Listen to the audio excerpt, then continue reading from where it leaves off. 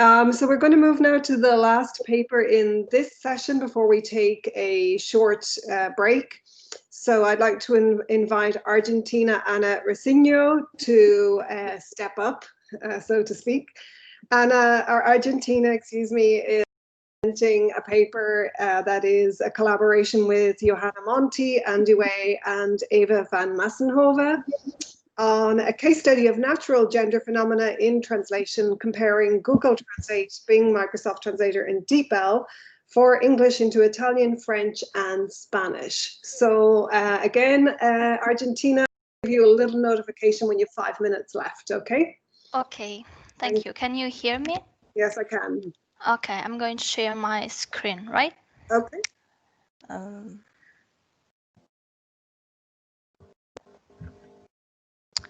Can you see the presentation? We can now. Thank you very much. You're all set. Oh, hold on. It's coming. There it is. Okay, you're all. Okay, thank you. Hi, everyone. I'm Argentina, and I'm a translation student, and I'm going to present my work on gender bias in neuro-machine translation. So I'm going to give you a quick presentation outline. I will start with an introduction and with a note on terminology of gender, and I will show you quickly what is the problem that we are going to see today. And then I'm going to show you my work and my setup with the dataset and what we found in the results and the analysis section. And then the most important, the 3 main points of this presentation: the impact of gender bias in machine translation. So what is gender? Maybe some of you know this, but a category of gender can be considered according to different points of view. It has diverse dimension. We have natural gender, that is the gender that a noun is expected to have based on the attributes of the reference, such as physical sex, for example. Then we have the grammatical gender, which is determined by the natural gender itself. Grammatical gender is a morphological characteristic, and it is conventionally assigned according to different criteria of any language, so based on the language. And then we have the last dimension, which is social gender. It is the gender assigned by society's convention to a person and includes the social stereotypes bound to social roles of men and women.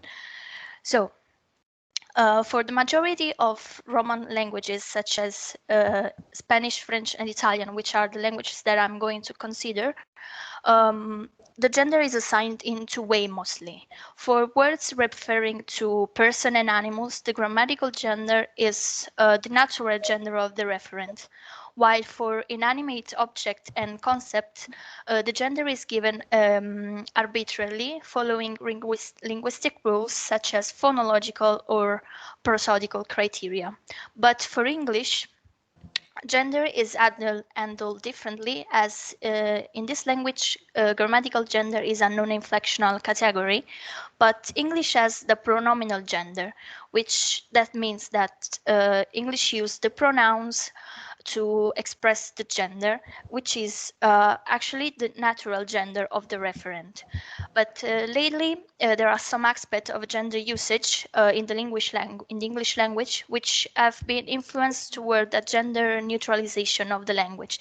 For example, especially when in order to avoid the use of the masculine he when referring to a person of unknown gender, with the preference of using the they as a third person singular. And so that's been said, let's see in practice some example of what this means. If we consider the example here, I am happy, we cannot determine the gender of the first person speaking. It could be a male or a female, but in English, there is no difference for the word happy. But in Italian or in French, as we can see,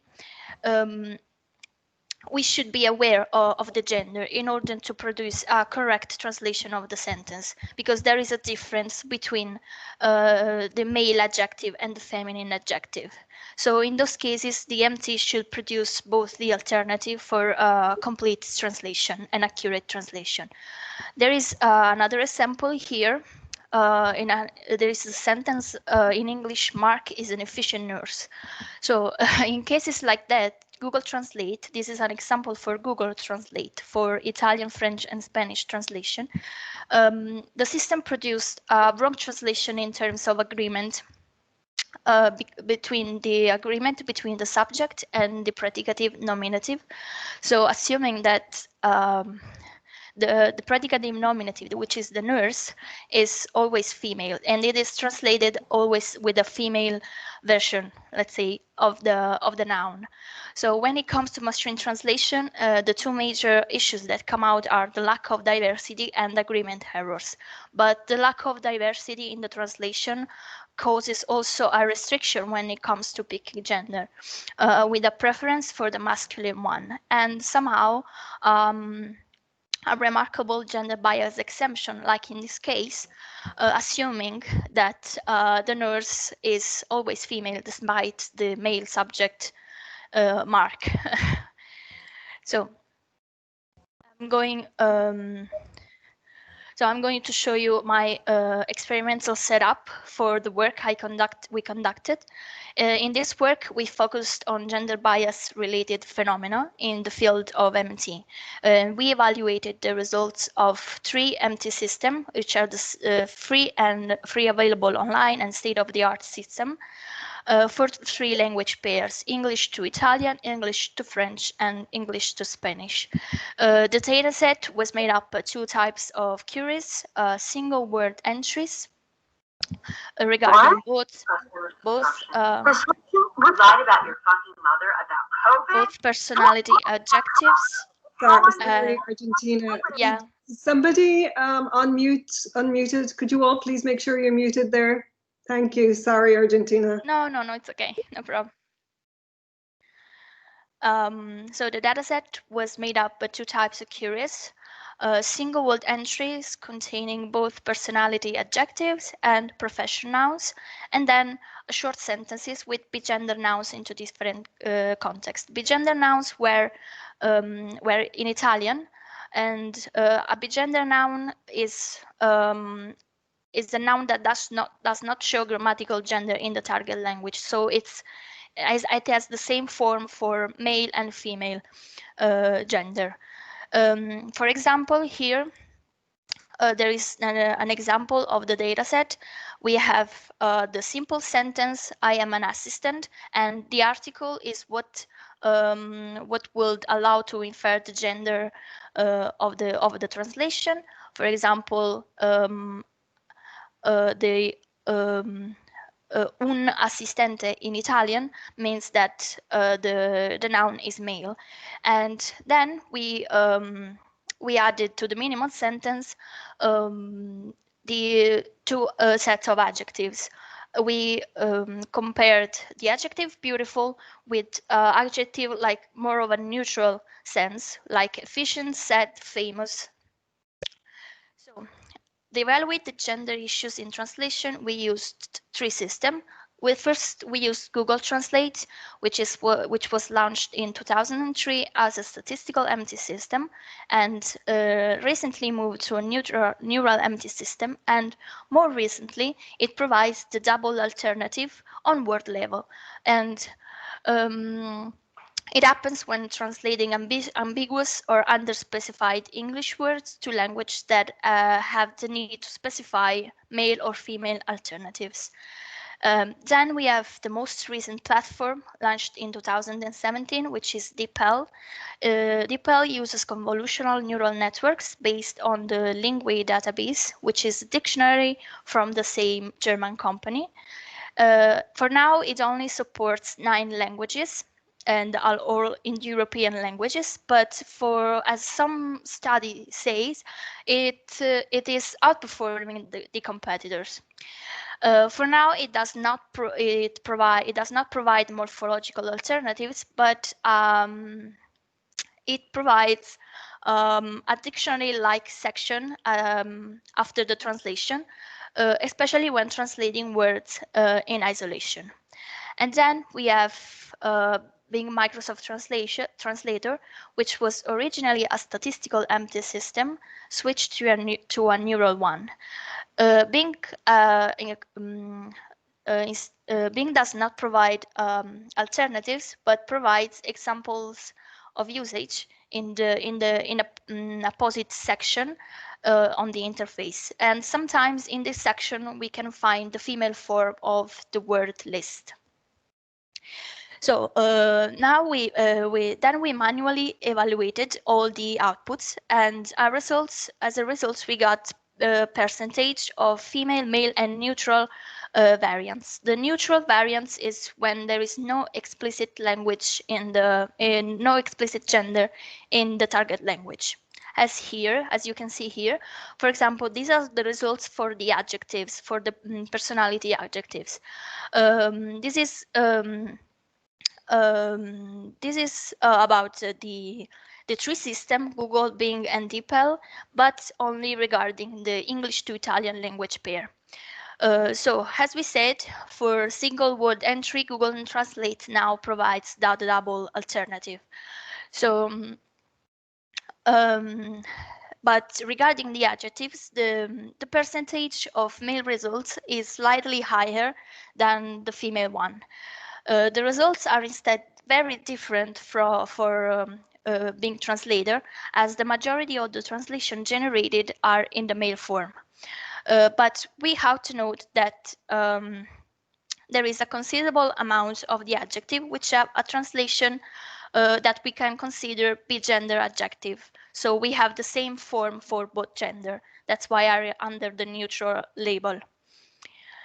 Here instead are the results for the nouns for the same tree system and the same language pair, English to Italian. In this case, despite the double alternatives, the system for Google Translate still produced more male outputs, and sometimes this is because sometimes the alternative the double alternative is not given, for example, for compound nouns. So it only outputs the male gender. Instead, Bing Translator now, again, has a strong tendency to output the male variants. And for that 0.9% exception for female was just for some languages and some words. If I don't get wrong, Norse for Italian and French, and makeup artists for French and Spanish, just for information. And instead, DeepL provides multiple options, but multiple options, but the majority are still male. We considered only the first results for DeepL because it's not a double option like Google, but it's more than a variant of the translation. So that 7.5% of noun are the female form as a first result. And in this case, the example were nurse, shop assistant, and teacher. Here we have the result for the sentence queries for the three language pairs this time. As I said, we compare the sentence with the adjective beautiful, with a sentence with no adjective, and a sentence with other adjective, such efficient, intelligent, sad, and famous. So we used 30 bigender nouns from the Italian language in these two different contexts. The results show that the translation with the adjective beautiful considerably differ from the others. And for example, here in red, we can see that the male translation is the most common, both for the simple sentence entry for all the system and all the language. However, when adding the adjective beautiful, the female forms are the most common this time for mostly all the language and system. The exceptions are the French in Microsoft Translator and Google Translate for the Italian language. In general, we can see that the results for DHL are very similar to the one of Bing Translator, but in general, DeepL has generated a more female form than Bing Translator. Google, however, appears to be the most biased towards the male forms in all three language pairs, as you can see from the table. We have a majority. We have the majority of female results only when the beautiful adjective is in the sentence, and for example, the male form is dominant in all the categories. And here, for example, we have more than 90% male variants in all the setups in this case. Now let's see what the impact of bias in MT is and what are the consequences. So bias.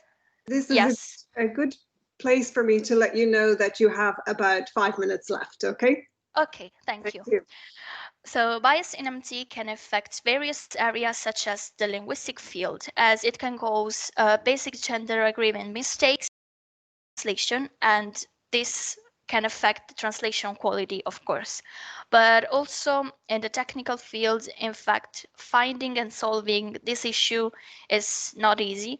And we know that by the various attempts of Google Translate trying to fix the gender issue, let's say, in its translation.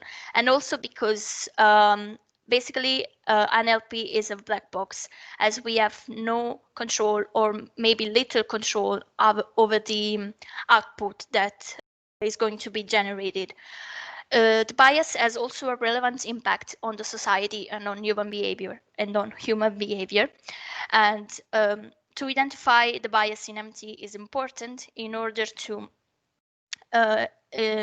correct the algorithm of the system and train them, because algorithms are trained and acquire social prejudice because they are built upon training data from statistics, which reflects the human behavior, and so this creates a sort of cycle of constant bias. So we know that this cycle of stereotypes is very hard to correct, and it can lead to even more gender bias, but also social or ethnic bias in MT.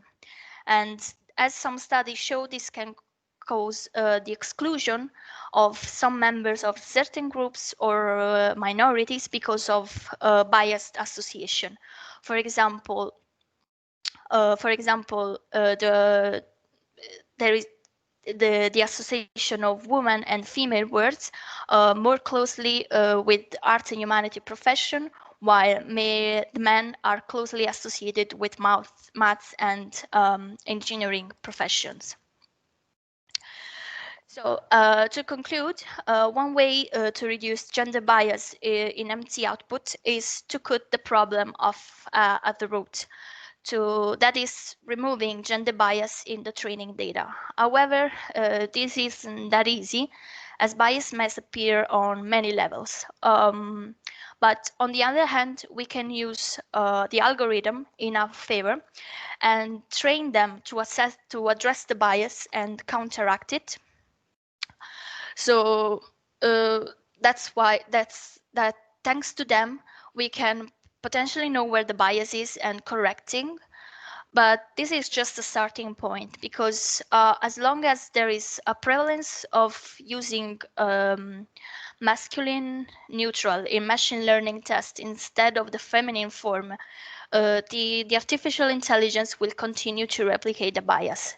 So the evaluation of gender phenomenon is challenging, and however, with this work we aim to give an assessment of the bias exhibited in different mainstream machine translation tool. That's why in future works we would like to extend the work to other language pairs, because different language means maybe different phenomenon. And we also would like to conduct the evaluation on a larger and more diverse set of words. And why not try our own empty system to verify when and where the machine bias influences the output of the translation. So that's it for now for me.